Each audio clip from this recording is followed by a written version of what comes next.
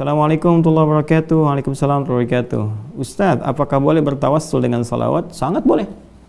Sangat boleh. Ya, asal tawassul itu teman-teman asalnya dengan takwa. Itu rumusannya di Quran surah ke-5 Al-Maidah ayat 35. Ya, paling kanan di mushaf sana agak sedikit ke bawah, ya. Ya ayyuhalladzina amanu taqullaha wabtaghu ilaihil wasilah. Ya. Ya ayyuhalladzina amanu, orang-orang yang beriman pada Allah Subhanahu wa taala, ittaqullaha, tingkatkan takwamu kepada Allah, wabtaghu ilaihil wasilah, dan carilah dengan takwa itu sebagai wasilah. Wasilah di sini tawassul tawassala ya tawassalu, itu mencari wasilah, ya, untuk bisa membawa wasilah itu dalam rangka memohon kepada Allah supaya Allah cepat mengabulkan apa yang kita inginkan. Nah, ternyata kata Al-Qur'an wasilah terbaik itu dengan menggunakan takwa. Ya, takwa itu bisa apa? Macam-macam. Bisa ibadah ritual, itu bagian dari takwa. Ya, misalnya sholat itu kan, itu bagian dari takwa. Dalilnya apa? Al-Baqarah ayat 2 sampai 3 itu, ya, dzalikal kitabul la raiba fihi hudal lil muttaqin. Siapa muttaqin orang takwa ini? Ayat 3-nya, alladzina yu'minuna bil ghaib wa yuqimunas shalah. Salat. Ya, makanya banyak orang bertawasul menggunakan salat. Tawasul di sini menjadi wasilah. Ya, di Quran banyak sekali. Nabi Zakaria misalnya ketika memohon kepada Allah keturunan, ya, sudah berobat sana sini memohon, dan di mihrab salat, dan dengan tawasul salatnya itu dijawab oleh Allah. Ya, itu kan ada di Quran surah ketiga Ali Imran ayat 38 sampai 39. Hunalika da'a Zakaria rabbah qala rabbi habli min ladunka dzurriyyatan thayyibah innaka sami'ud du'a. Ya, bermohon kepada Allah dalam salatnya, meminta kepada Allah yang Maha Pemberi tanpa batas saat orang mengatakan ini ada batasan. Apa jawaban Allah? Fanadatul malaikatu wa huwa qa'imun yusalli fil mihrab. Annallaha yubashshiruka bi Yahya. Kan? Maka langsung dikirimkan malaikat menyampaikan kepadanya, Allah kasih kabar gembira, kamu akan punya anak. Namanya siapa? Yahya, gitu kan? Nah, jadi itu bisa menggunakan hal demikian. Bisa dengan ibadah-ibadah yang lain seperti misalnya puasa, karena puasa juga bagian dari ketakwaan.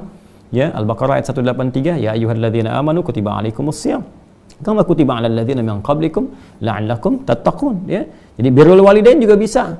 Ya, birrul walidain, berbuat baik kepada kedua orang tua misalnya, bisa dengan infak, itu bagian dari takwa juga.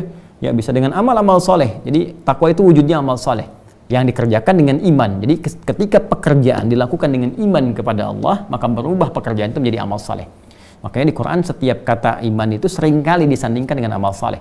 Ya wal 'asr innal insana lafi khusr illal ladzina amanu wa 'amilus shalihat. Nah, iman ketika mengiringi perbuatan jadi amal saleh itu bagian untuk titian takwa. Makanya muaranya takwa. Jadi begitu takwa meningkat, maka takwa jadi cara tercepat kepada kita untuk memohon kepada Allah supaya dikabulkan permintaan-permintaan kita. Makanya banyak orang memohon kepada Allah itu dengan mengerjakan amal soleh dulu. Makanya setiap kali kita beramal soleh, teman-teman sekalian, jangan lupakan untuk berdoa, karena itu cepat sekali. Cepat-cepat, termasuk kisahnya orang-orang yang viral di Al-Bukhari itu kan, yang terjebak di dalam gua itu, dan sulit mereka kemudian untuk keluar dari situ, ya, setelah menggunakan banyak tenaga. Maka mereka bertawasul kan dengan amal soleh masing-masing. Nah, di antara amal soleh itu ada yang dengan menggunakan lisan. Contohnya apa? Misalnya sholawat pada Nabi sallallahu alaihi wasallam. Hadisnya jelas. Man shalla alayya salatan wahidah sallallahu alaihi asyra salawat. Siapa yang bersolawat kepadaku, kata Nabi sallallahu alaihi wasallam, dengan satu kali solawat, Allah akan balas dengan 10 kali. Ya, awas nih ya, awas, ada hati-hati, ada persepsi orang-orang salah yang ditebarkan oleh baik itu dari kalangan orientalis ataupun misionaris bahwa ini nabinya orang Islam masih butuh syafaat dari umatnya. Itu salah memahami. Ya, kita wajar lah karena nggak pernah belajar Islam kan, nggak pernah sholat, nggak pernah puasa, nggak pernah mengerti. Jadi kita terangkan lagi dengan cara yang benar. Sholat yang dimaksudkan di sini adalah meminta dengan sholawat itu, memohon kepada Allah dengan keutamaan nabinya supaya kita dapat kemuliaan. Ya, jadi bukan mendoakan dalam konteks mendoakan Rasulullah sudah baik, sudah terjamin dan sebagainya. Justru kita memohon kepada Allah, ya, dengan membawa nama Rasulullah SAW melalui sholawat kepadanya. Ya, maka kata Nabi SAW itu akan balik 10 kebaikan. Jadi kita bersolawat kepada Nabi SAW, hakikatnya meminta kepada Allah supaya dengan solawat itu Allah berikan kemuliaan seperti Allah berikan kemuliaan atas nama Nabi Muhammad SAW. Ya, maka dari situ datang Allah memberikan solawat, kata Nabi, 10 kebaikan kepada kita. Dan solawatnya Allah kepada kita itu berupa apa? Bisa berupa pengabulan doa, bisa berupa rahmat, bisa berupa ampunan, ya, bisa kemudahan dalam mendapatkan solusi dalam kehidupan. Ya, itu misalnya di Quran surah kedua Al-Baqarah, ya, ayat 155 sampai 157 itu kan bagaimana mengatasi persoalan. 155 persoalannya, 156 kesabarannya, 157 salawat Allah kepada kita. Ya, walanabluwannakum bisyai'in minal khaufi wal ju'i wa naqsin minal amwali wal anfusi wath thamarat wa basyiris sabirin. Ya, dan setiap orang-orang yang hidup, kalian semua akan mendapatkan ujian untuk meningkatkan kualitas hidup kalian. Bukan untuk menjadikan kehidupan kalian bermasalah, kata Allah. Ya, apa saja ujiannya itu? Ada kekhawatiran, khauf, kita khawatir, gak enak, gak nyaman, macam-macam sifatnya, ya. wal ju', kadang-kadang lapar, kadang harta berkurang, wa naqsunul amwal wal anfus, ya, kadang jiwa ada yang sakit bahkan meninggal, wa thamarat, ada hasil kerja keras kita diambil oleh orang lain, kita yang tender, mereka yang dapat proyeknya, kan? Wa basyiris sabirin, dan berikan kabar gembira pada orang sabar. Siapa orang sabar ini? Ayat 156. Alladzina idza asabathum musibah qalu inna lillahi wa inna ilaihi raji'un, yaitu orang-orang ketika diuji itu dia menyadari sepenuhnya, wah ini Allah yang telah tentukan, Allah ingin mengangkat derajat saya. Nah, jadi ini adab di Quran ya, kalau sedang punya ujian itu diuji langsung. Ya, cara pandangnya pakai iman dulu. Kalau pakai akal capek nanti. Jadi biarkan iman membimbing akal kita untuk memahami sehingga datang hikmah. Maka ketika iman kita berbicara, iman kita memberikan bimbingan, maka spirit Quran akan datang. Kata Allah, setiap ujian itu pada hakikatnya didesain oleh Allah untuk meningkatkan kualitas kehidupan kita. Karena semua ujian itu, pemahamannya, itu tidak pernah datang kecuali untuk meningkatkan kualitas. Silakan kalau nggak percaya, ya, kita kadang-kadang di satu sisi bisa memahami dengan mudah, tapi sisi lain terkait hidup kita sendiri, kok jadi susah gitu logika itu dipakai. Saya beri contoh begini, di sekolah kan ada ujian. Kita mengerti kan setiap kali ada ujian itu untuk meningkatkan kualitas ilmu kita. Makanya kita belajar kan, supaya terlihat ilmu kita itu meningkat. Kalau nggak belajar berarti nggak lulus. Ya, makanya kan kosa atau frame terkecilnya itu supaya lulus, supaya lulus. Lulus itu apa sih maksudnya? Ya, lulus itu kan peningkatan kualitas. Jadi lulus kualitas kita meningkat. Sehingga naik dari yang sebelumnya, kan? Dari SD ke SMP, SMP ke SMA. Ya hidup juga begitu, kan polanya sama saja.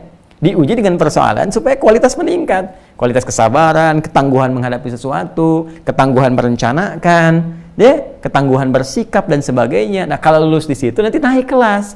Naik menghadapi lebih besar lagi, maka diuji lagi sehingga matang keadaan hidup kita. Ketika semua ujian sudah dihadapi, maka kehidupan jadi ringan untuk dilakukan. Ya. Nangis itu wajar, air mata itu wajar. Nanti ketika semua air mata telah keluar, pada hakikatnya, pada akhirnya Anda akan menyikapi semua dengan bahagia karena sudah tidak ada air mata lagi yang akan keluar. Jadi kalau sudah terbiasa mengeluarkan air mata sehingga sampai kering, nggak ada air mata lagi yang akan dikeluarkan karena semua akan kebal dengan semua jenis ujian, ringan. Jadi hidupnya akan jadi menyenangkan saja kalau benar cara menghadapinya. Maka Al-Quran mengatakan, katakan pada dirimu, inna lillahi, semua itu punya Allah. So, Allah kasih ketentuan, la yukallifullahu nafsan illa wus'aha, nggak mungkin Allah uji di luar batas kemampuan, kan? Kemudian pasti ada solusinya, inna ma'al usri yusra, ini yang ringan, pasti akan selesai, kan? Maka ketika kita bersimpuh di hadapan Allah dan mengatakan semua Allah telah tetapkan, ya wa ilaihi raji'un, semua kembali kepada Allah termasuk solusinya. Lalu kita bersabar, lalu pelan-pelan kita atasi dengan ikhtiar. Maka orang seperti ini di ayat 157-nya, ulaika alaihim salawatun min rabbihim wa rahmah wa ulaika humul muhtadun. Ya, maka orang-orang ini ulaika alaihim salawatun min rabbihim. Orang-orang ini mendapat salawat dari Rabbnya, dari Allah Subhanahu wa taala. Nah, salawatnya apa yang dimaksudkan? Ya, satu pahala-pahala ya dari kesabaran mereka. Yang kedua ampunan dari Allah ketika mereka memohon. Kan banyak orang diuji itu sering minta ampun kan? Ya, diuji sakit, sabar, ya Allah, ya Allah, ya Allah, turun ampunan, kan? Ya, terus dapat pahala banyak. Karena nggak sadar ketika diuji kan, coba loh. Kalau nggak ada ujian, kadang-kadang kan kita nggak bisa merasakan nikmatnya tahajud. Kemarin kemana aja? Nggak pernah tahajud, tiba-tiba pekerjaan dikasih sulit sedikit, mulai puasa, mulai baca Quran, kan? Mulai tahajud, gitu kan? Muncul kan hal semacam itu. Dan jawaban dari doa-doa dan diringankan persoalan kehidupan. Jadi itu salawat dari Allah. Makanya untuk mendapatkan itu cara cepatnya bisa banyak bersolawat kepada Rasulullah SAW. Tiap hari kita solawat. Allahumma salli ala sayyidina Muhammad, salli ala sayyidina Muhammad, salli ala sayyidina Muhammad wa ala ali Muhammad. Kan? Silahkan bersolawat senyaman yang kita bisa lakukan. Maka itu diantara dalilnya. Ya, yang paling tegaskan innallaha malaikatahu yusholluna 'alan nabi ya ayyuhalladzina amanu shallu 'alaihi wa sallimu taslima. Ya, Allah saja memberikan salawat kepada Nabi sallallahu alaihi wasallam. Di malaikat juga bersolawat, dan salawatnya Allah, salawat malaikat beda dengan kita ya, yang memohon kepada Allah Subhanahu wa taala seperti tadi saya sampaikan. Maka hai orang-orang beriman, perbanyak salawat kepada Nabi sallallahu alaihi wasallam. Dan banyak kisah di masa lalu termasuk para pemimpin-pemimpin yang paling populer sekali. Ya, kalau kita lihat di YouTube juga klik misalkan pemimpin yang senang salawat, nanti muncul tuh. Ya, dulu di Turki gitu kan ada kan, terus yang sekarang juga pemimpin di Chechnya itu senang sholawat juga tuh ya.